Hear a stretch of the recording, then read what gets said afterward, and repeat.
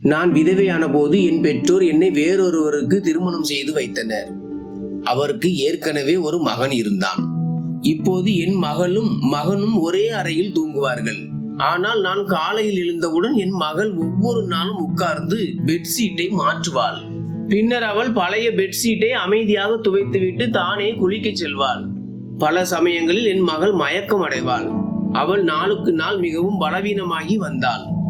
ஒரு நாள் காலையில் எழுந்த பிறகு நான் விரைவாக என் மகளின் அறைக்கு சென்றேன். ஆனால் முன்னால் இருந்த சூழ்நிலையை பார்த்து எனக்கு வெட்கமாக இருந்தது. என் மனதில் இருந்து ஒரே ஒரு விஷயம் மட்டும்தான் வெளிப்பட்டது. கடவுள் எந்த ஒரு தாய்க்கும் இப்படி ஒரு காட்சியை காட்டக்கூடாது. ஏனென்றால் அங்கு என் மகனும். என் பெயர் நீலிமா. இந்த கதை என் மகள் அபிஷா மற்றும் அவளுடைய வாழ்க்கையை பற்றியது. திருமணமான 4 வருடங்களுக்கு பிறகுதான் நான் விதவையானேன். அந்த நேரத்தில் என் வயது 20. ஏனென்றால் என் பெற்றோர் எனக்கு 16 வயதில் திருமணம் செய்து வைத்தார்கள். சில நாட்களுக்கு பிறகு என் பெற்றோர் எனக்கு 2வது முறையாக ஒரு நபருடன் திருமணம் செய்து வைத்தனர். அவருக்கு ஏற்கனவே ஒரு மகன் இருந்தான். எனக்கும் ஒரு மகள் இருந்தாள். நாங்கள் இருவரும் ஒரே மாதிரியாக இருந்தோம். அதனால்தான் நாங்கள் திருமணம் செய்து கொண்டோம். அவரது மகன் என் மகளை விட 1 வயது இளையவன். அவரது மகனின் பெயர் ஆகாஷ். என் மகளின் பெயர் அபிஷா. நாங்கள் ஒன்றாக வாழ ஆரம்பித்தோம். இப்படியே நாட்கள் கடந்து விட்டது. விரைவில் அபிஷாவுக்கு 16 வயதும் ஆகாஷிற்கு 15 வயதும் ஆனது. ஆகாஷின் தந்தையும் இந்த உலகத்தை விட்டு சென்றார். அதாவது என் 2வது கணவரும் எங்களை என்றென்றும் விட்டு சென்றார். அவர் இறந்த பிறகு எங்கள் வீட்டின் மகிழ்ச்சி மறைந்து போனது போல் தோன்றியது. எங்களுக்கு சொந்தமாக வீடு இருந்ததால் வீட்டை பற்றி கவலைப்பட வேண்டியதில்லை. ஆனால் வீட்டு செலவுகளுக்கு என்ன செய்வது என்று யோசித்து வீட்டின் ஒரு அறையை கடையாக மாற்றிவிட்டோம். இப்போது 2 குழந்தைகளையும் ஒரே அறையில் தூங்க ஏற்பாடு செய்தேன். அறையில் ஒரு கட்டில் மெத்தை மட்டும் இருந்தது. 2 பேருக்கு அது போதுமானதாக இல்லை. அதனால் நான் என் படுக்கையை சமையல் அறையில் வைத்து விட்டேன். பிறகு ஒவ்வொரு நாளும் என் மகளின் அறையில் தூங்குவான். பின்னர் ஒரு நாள் காலையில் நடந்தது என்னை ஆச்சரியப்படுத்தியது. ஆகாஷ் அதிகாலையில் எழுந்து காலை உணவை சாப்பிட ஆரம்பித்தான். அபிஷா இன்னும் தூங்கிக் கொண்டிருந்தாள். அவள் இவ்வளவு நேரம் தூங்கக்கூடிய ஆள் இல்லை. ஆனா ஏன் இன்னைக்கு அவ இன்னும் தூங்குறா? அதிகாலையில் எழுந்திருக்கிறது அவ பழக்கம். நான் அவளை அழைத்தேன். ஆனா அவ எழுந்திருக்கல. கொஞ்சம் பயந்துட்டு நான் அவ ரூமுக்கு போய் பார்த்தேன். அவ பெட்ல படுத்துட்டு இருந்தா. பக்கத்துல போய் பார்த்தேன். அவ மயக்கம் போட்டுட்டான்னு தெரிஞ்சுக்கிட்டேன். அவளுக்கு என்ன ஆச்சுன்னு எனக்கு ரொம்ப பயமா இருந்துச்சு. நான் உடனடியாக ஆகாஷிடம் அருகில் உள்ள மருத்துவரை வீட்டிற்கு அழைத்து வர சொன்னேன். மருத்துவர் வீட்டிற்கு வந்ததும் உங்கள் மகள் மிகவும் பலவீனமாக இருப்பதால் அவள் மயக்கம் அடைந்து விட்டதாகவும் அவளை எந்த கனமான வேலையும் செய்ய வைக்காதீர்கள், நன்றாக ஓய்வெடுக்க சொல்லுங்கள், நல்ல பழங்களை சாப்பிட கொடுங்கள் என்றும் மருத்துவர் கூறி சென்றார். அபிஷாவுக்கு சுய நினைவு திரும்பியதும் நான் அவளிடம் சென்று உனக்கு என்ன ஆச்சு என்று கேட்டேன். அவள் எனக்கு தலை சுற்றல் ஏற்பட ஆரம்பித்து மயக்கம் வந்து விட்டதாக கூறினாள். என் மகளை ஓய்வெடுக்க சொல்லிவிட்டு நான் அவளுக்கு காலை உணவு எடுக்க சமையலறைக்கு சென்றேன். நான் காலை உணவை கொண்டு வந்து பார்த்தபோது அவள் அவளுடைய ரூமில் இல்லை. பெட்டில் பெட்ஷீட்டே இல்லை. நான் வெளியே சென்று அவளை பார்த்தேன். அவள் உட்கார்ந்து பெட்ஷீட்டை துவைத்து கொண்டிருந்தாள். நீ ஏன் இந்த பெட்ஷீட்டை துவைக்கிறாய் என்று கத்த ஆரம்பித்தேன். உன் உடல்நிலை சரியில்லை, டாக்டர் உன்னை ஓய்வெடுக்க சொன்னார். இங்கிருந்து எழுந்து உன் அறைக்கு சென்று காலை உணவை சாப்பிட்டு ஏதாவது குடி, அப்போதுதான் நீ நன்றாக இருப்பாய் என்று சொன்னேன். அவள் இல்லை, படுக்கையை பாதுகாக்க எனக்கு நிச்சயமாக இந்த பெட்ஷீட் தேவை என்றாள். இந்த பெட்ஷீட்டை திடீரென்று துவைக்க வேண்டும் என்ற எண்ணம் ஏன் உனக்கு வந்தது? நீ துவைக்கும் அளவுக்கு இவ்வளவு அழுக்கு கூட இல்லை. அதை விடு, இந்த பெட்ஷீட்டை நானே துவைக்கிறேன், இங்கிருந்து எழுந்திரு என்றேன். அவள் என் பேச்சை கேட்கவில்லை. அந்த பெட்ஷீட்டை துவைத்து முடித்து காய போட போனாள். அதன் பிறகுதான் அவள் காலை உணவை சாப்பிட்டாள். பின்னர் ஏதோ பயத்தின் காரணமாக அவள் தூங்கிவிட்டாள்.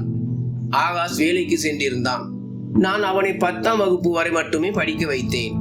அவன் ஒரு துணி கடையில் வேலை செய்தான். அவன் மிகவும் கடின உழைப்பாளி. பெண்கள் பட்டம் பெற்றிருந்தால் நல்ல வேலை கிடைக்கும் என்பதால் நான் என் மகளை மட்டும் மேற்கொண்டு படிக்க வைத்தேன். மறுநாள் மீண்டும் அபிஷா மயக்கமடைந்தாள். இந்த முறை அவள் முகத்தை பார்த்தபோது அவளுடைய உடம்பில் இரத்தம் முழுவதும் உறிஞ்சப்பட்டது போல் அவள் முற்றிலும் வெளிரி போயிருந்தாள். நான் அதிர்ச்சி அடைந்தேன். பிறகு நான் டாக்டரை அழைத்தேன். இப்போது அவர் முன்பு கூறிய அதே தான் சொன்னார். நீங்கள் அவளுக்கு சாப்பிட என்ன கொடுத்தீர்கள் என்று கேட்டார். நான் அவளுக்கு பருப்பு மற்றும் காய்கறிகளை ஊட்டியதாக சொன்னேன். நான் அவளை ஒரு நாள் முழுவதும் எந்த வேலையும் செய்ய வைக்கவில்லை என்றேன். பிறகு மருத்துவர், அவள் எப்படி மீண்டும் இவ்வளவு பலவீனமானாள்? இதை நீங்கள் தீவிரமாக எடுத்துக்கொள்ள வேண்டும். இல்லையெனில் உங்கள் மகளின் உயிருக்கு ஆபத்து ஏற்படலாம். ஏனெனில் திடீரென்று இப்படி மயக்கமடைந்து பல மணி நேரம் மயக்கத்தில் இருப்பது ஒரு சாதாரண விஷயம் அல்ல என்று கூறிய பிறகு அவர் வெளியேறினார். பிறகு அபிசாவுக்கு சுய நினைவு வந்ததும் நான் அவளிடம் மீண்டும் எந்த வேலையும் செய்யாதே, நன்றாக ஓய்வெடு என்று கூறி அவளுக்கு சாப்பாடு எடுத்துட்டு திரும்ப வந்து பார்த்தபோது அவள் ரூமில் இல்லை. நான் மீண்டும் பதட்டமடைந்தேன். நான் வெளியில் சென்று பார்த்தபோது அவள் மீண்டும் பெட்ஷீட்டை துவைத்துக் கொண்டிருந்தாள். இந்த முறை நான் அவளை தூரத்திலிருந்து பார்த்து கொண்டிருந்தேன். ஏனென்றால் அவள் என்ன செய்தாலும் அது சாதாரணமாக இல்லை. அவள் மயக்கத்திலிருந்து எழுந்து பெட்ஷீட்டை துவைக்க தொடங்குகிறாள். என்ன நடக்கிறது? அவள் ஏன் இதையெல்லாம் செய்கிறாள்? என் மகளும் மகனும் ஒரே அறையில் தூங்க ஆரம்பித்ததிலிருந்து தான் அவள் இதை செய்து மயக்கமடைந்து வருகிறாள். ஆகாஷ் அவளுக்கு ஒரு வளர்ப்பு சகோதரன். ஆனால் இருவரும் சிறு வயதிலிருந்தே ஒன்றாக வளர்ந்தார்கள். பிறகு என்ன நடந்தது? என் மகளின் உடல்நிலை ஏன் நாளுக்கு நாள் மோசமடைந்து வருகிறது என்று யோசித்துக் கொண்டே இருந்தேன். ஒரு பெண் குழந்தையை பெற்று வளர்ப்பது என்பது ஒரு சாதாரண விஷயம் அல்ல. மறுநாளும் அவள் பெட்ஷீட்டை துவைத்து காய போட்டாள். அவள் சுற்றி பார்த்து கொண்டிருந்தாள். நான் அவளை பார்க்காதது போல் சமையலறை ஜன்னலில் இருந்து பார்த்து கொண்டிருந்தேன். ஆனால் அவள் எதுவும் நடக்காதது போல மீண்டும் வந்து படுக்கையில் படுத்தாள். நான் அவளுக்கு காலை உணவு சாப்பிட வைத்து மருந்து கொடுத்தேன். எனக்கு அங்கு எந்த தடயமும் தென்படவில்லை. எங்கள் கடைக்கு பெரிய வாடிக்கையாளர்கள் யாரும் வருவதில்லை. சாக்லேட் மற்றும் பொரி வாங்க குழந்தைகள் மட்டுமே வருவார்கள். அதனால் வருமானம் மிக குறைவாகவே இருந்தது. ஆனா என் குழந்தைங்க கிட்ட இதை பற்றி நான் சொன்னதே இல்லை. ஆகாஷிடம் நான் எதுவும் சொல்லல. ஏன்னா அவன் ஏற்கனவே வேலை செஞ்சிட்டு இருந்தான். இப்போ நான் இதை சொல்லி இருந்தால் அவன் இன்னும் கவலைப்பட்டு இருப்பான். டாக்டர் வேற மகளுக்கு நல்ல ஊட்டச்சத்து உள்ள சாப்பாட்டை சாப்பிட சொல்லி இருந்தாரு. ஆனால் வீட்டில் பருப்பு சாதத்துக்கு கூட போதுமான பணம் இல்லை. வீட்டை நடத்துவது மிகவும் கடினமாகி வந்தது. நான் ரொம்ப கவலையா இருந்தேன். ஆனால் ஒரு நாள் மிகவும் விசித்திரமாக ஒன்று நடந்தது. என் மகன் ஆகாஷ் மற்றும் அபிஷா ஏதோ ஒன்றை பற்றி பேசுவதை கேட்டேன். அது எனக்கு புரியவில்லை. என் மகன் என் மகளிடம் சொன்னான், நீ ஏற்கனவே உன் உடல்நிலையை கெடுத்து விட்டாய். நீ இவ்வளவு பிரச்சனைகளை சந்திக்கிறாய் என்றால் இதையெல்லாம் நம்மால் செய்ய முடியாது. என் மகள் சொன்னால், இல்லை, நான் இதை சமாளித்துக் கொள்கிறேன். இது போன்ற வாய்ப்புகள் நமக்கு மீண்டும் கிடைக்காது. இதெல்லாம் நடக்கும் என்று எனக்கு எப்படி தெரியும்?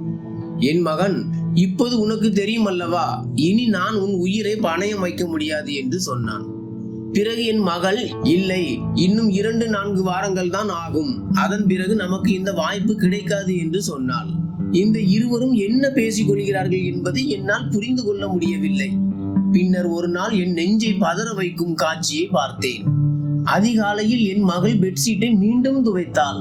பின்னர் ஒரு பக்கமாக நின்று வாந்தி எடுக்க ஆரம்பித்தாள். திடீரென்று என் இதயம் கலங்கியது. நான் அவளிடம் சென்று, நீ என்ன இப்படி செய்கிறாய்? ஏன் பெட்ஷீட்டை மீண்டும் மீண்டும் துவைக்கிறாய்? நீ என்ன என்னிடமிருந்து மறைக்கிறாய்? நீ எனக்கும் உனக்கும் தீங்கு விளைவிக்கும் ஏதாவது செய்து விட்டாய் என்று எனக்கு தெரிந்தால் என் மரியாதை போய்விட்டால் நான் உன்னை ஒருபோதும் மன்னிக்க மாட்டேன் என்றேன். என் மகள் அதிர்ச்சி அடைந்தாள். அவள், அம்மா, நீ என்ன மாதிரியான விஷயங்களை சொல்கிறாய்? நான் ஏன் இப்படி செய்யணும்? அந்த பெட்ஷீட் நனைஞ்சு போச்சு. அதனால் தான் அதை எடுத்து துவைத்தேன். உனக்கு தெரியுமா, நான் பல நாட்களாக மருந்துகளை உட்கொள்வதால் என் வயிறும் புண்ணாகி எரிச்சல் அடைகிறது. நான் வாந்தி எடுத்தால் அது வேறு எதையும் குறிக்காது. என் மகள் என்னிடம் இப்படி பேசிக் கொண்டிருந்தாள். எனக்கு கோபம் வந்து நான் அவள் முகத்தில் அறைந்தேன். அவள் தரையில் விழுந்தாள். திடீரென்று ஆகாஷ் வந்தான். அவன், அம்மா, என்ன பண்றீங்க? ஏன் அவன் மேல கையை ஓங்குனீங்க என்று கேட்டான். நான் அவனிடம், ஆமாம், ரொம்ப நாளைக்கு முன்னாடியே இதை செய்திருக்கணும் என்று கூறி அங்கிருந்து கிளம்பினேன். இப்போ என் மனசுல என்ன நடந்திருக்குன்னு எனக்கு தெரியல. நான் சொல்லக்கூடாததை தான் சொல்லிக் கொண்டிருந்தேன். திடீரென்று இரவில் எனக்கு முழிப்பு வந்தது. என் குழந்தைகளின் அறையில் விளக்கு எரிவதை கண்டேன். இந்த நேரத்தில் அவர்கள் என்ன செய்து கொண்டிருக்கிறார்கள்? இந்த நேரத்தில் அவர்கள் தூங்கி கொண்டிருக்க வேண்டும். இன்று சீக்கிரம் தூங்குவோம் என்று அவர்கள் என்னிடம் சொன்னார்கள். நான் அறைக்கு அருகில் சென்றபோது அவர்கள் விழித்திருந்தது மட்டுமல்லாமல் பேசிக் கொண்டிருந்தார்கள். அவர்கள் ஏதோ ஒன்றை பற்றி மிகவும் மகிழ்ச்சியாக இருந்தார்கள். ஆகாஷ், நீ மிகவும் அதிர்ஷ்டசாலி என்று சொல்லிக் கொண்டிருந்தான். அபிஷா, ஆம், நான் அதிர்ஷ்டசாலிதான். ஆனால் நாளை மீண்டும் என் உடல்நிலை மோசமடையும் போது என் அம்மா என்னை பார்த்ததும் மிகவும் வருத்தப்படுவாள் என்று சொல்ல ஆரம்பித்தாள். அதற்கு ஆகாஷ், எவ்வளவு நாளைக்கு தான் இப்படி பொய் சொல்ல முடியும்? இன்னும் கொஞ்ச நாள் காத்திருப்போம், அப்புறம் எல்லாம் சரியாயிடும் என்றான். அவர்கள் சொன்ன வார்த்தைகளை கேட்டு நான் அதிர்ச்சி அடைந்தேன். இன்று என்னை கட்டுப்படுத்த முடியவில்லை. நான் அறையின் கதவை திறக்க முயன்றேன். அதிர்ச்சி அடைந்தேன். ஏன் அவர்கள் கதவை உள்ளே இழுத்து பூட்டினார்கள்? கதவை உள்ளே இருந்து பூட்டியதற்கான காரணம் என்ன? நான் கதவை திரும்ப திரும்ப தட்ட ஆரம்பித்தேன். ஆனால் இப்படி தட்டினாலும் அவர்கள் கதவை திறக்கவில்லை. சிறிது நேரத்திற்கு பிறகு கதவை திறந்தார்கள். நான் அறையில் பார்த்தபோது அவர்களை தவிர வேறு யாரும் அறையில் இல்லை. இருவரும் தூக்கத்தில் இருந்து எழுந்தது போல் முகபாவனையுடன் அமர்ந்திருந்தனர். ஏன் இவ்வளவு தாமதமாக கதவை திறந்தீங்கன்னு நான் கேட்டேன். அதற்கு அவர்கள், நாங்கள் தூங்கிட்டு இருந்தோம்னு சொன்னாங்க. பொய் சொல்லாதீங்க, நீங்க முழிச்சிருந்து பேசிட்டு இருந்தீங்கன்னு சொன்னேன். நாங்க ஏன் இந்த நேரத்துல முழிச்சிட்டு இருக்கணும்னு சொன்னாங்க. அவங்க 2 பேரோட செயல்களும் எனக்கு புரியல. எனக்கு பேச வார்த்தைகள் இல்லை. அவர்கள் சொன்ன வார்த்தைகளை என்னால் புரிந்து கொள்ள முடியவில்லை. ஏனென்றால் அவர்கள் இருவரும் இப்போதுதான் தூக்கத்திலிருந்து எழுந்தது போல அப்படியே அமர்ந்திருந்தார்கள். அதன் பிறகு நான் அவர்களிடம் எதுவும் சொல்லாமல் அங்கிருந்து சென்று விட்டேன். ஆனால் நிச்சயமாக ஏதோ தவறு இருக்கிறது என்று நினைத்தேன். ஒரு நாள் என் மகளின் கைகளில் காயங்கள் இருந்தன. இதை பார்த்து நான் அவளிடம் கேட்டேன். அவள் ஒரு சின்ன காயம் இருப்பதாக சொன்னாள்.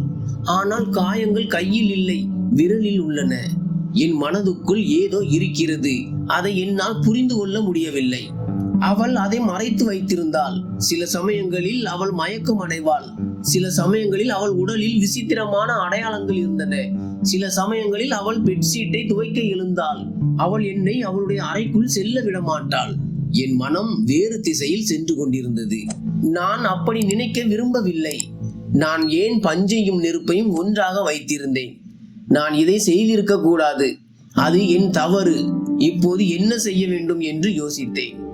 ஒரு சிறுவனும் ஒரு பெண்ணும் ஒரே அறையில் ஒன்றாக தூங்க விடக்கூடாது. ஆகாஷ் அபிஷாவின் வளர்ப்பு சகோதரன். நாம் குழந்தைகளை கவனிக்காத போது பிரச்சனைகள் எழும்.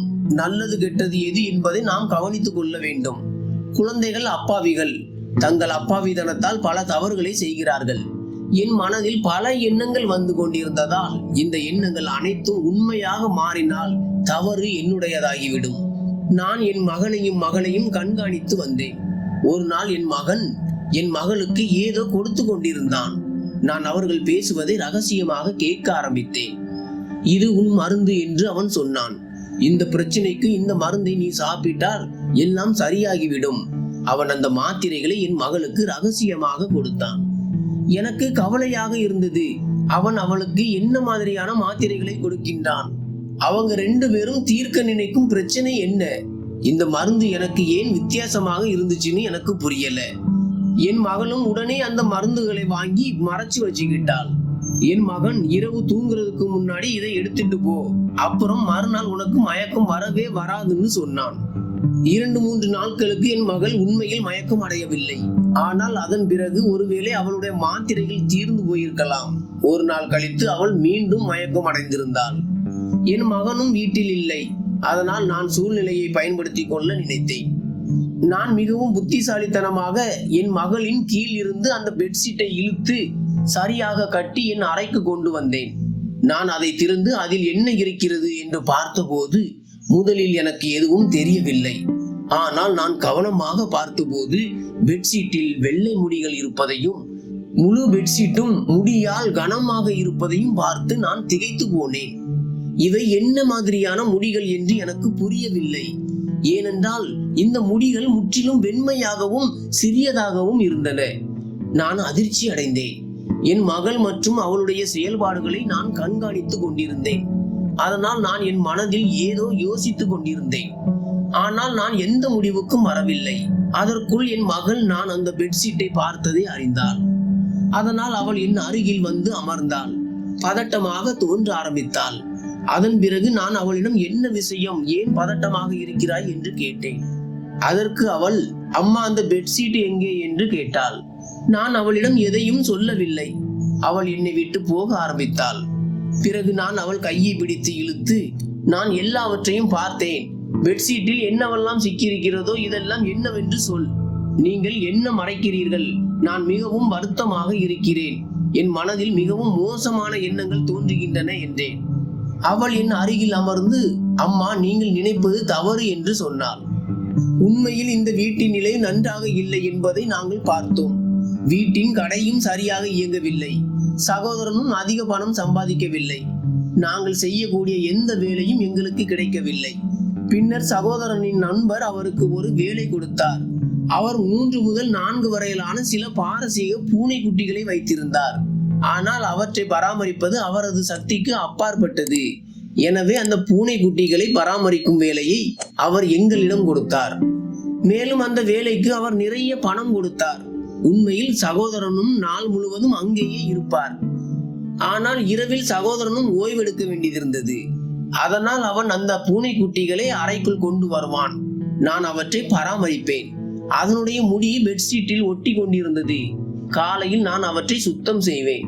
ஏனென்றால் உங்களுக்கு இது போன்ற விஷயங்கள் பிடிக்காது என்று எங்களுக்கு தெரியும். பின்னர் பூனை குட்டிகளால் எனக்கு அலர்ஜி இருப்பதாக தெரிய வந்தது. அதனால் தான் காலையில் மயக்கம் வருவது வழக்கம். ஆகாஷ் எனக்காக கொண்டு வந்த மருந்துகளும் இதற்காகத்தான்.